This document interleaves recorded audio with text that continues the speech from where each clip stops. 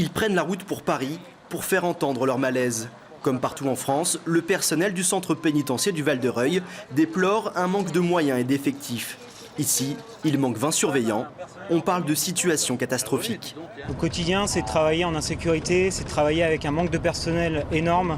Des fois, on se retrouve sur des bâtiments, on est 2 au lieu de 4. Ça, c'est plus possible.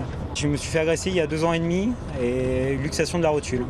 Sur une intervention, en fait, un détenu avait ceinturé un premier surveillant et du coup, en s'interposant, luxation de la rotule. À la maison d'arrêt d'Évreux aussi, les travailleurs sont sous pression. Chaque jour, plusieurs d'entre eux prennent leur service avec appréhension. Franchement, on n'a pas envie de venir.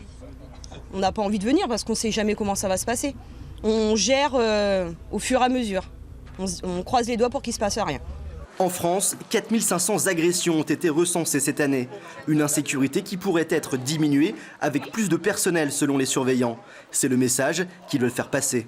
On va être vu, entendu, de telle façon qu'on reprend effectivement un dialogue social constructif par rapport à la situation, puisqu'actuellement le dialogue social est rompu avec l'administration pénitentiaire, notamment la directrice de l'administration pénitentiaire. Cet après-midi, le cortège manifestera sa colère sous les fenêtres de la garde des Sceaux. Les syndicats ont demandé une rencontre avec la ministre de la Justice.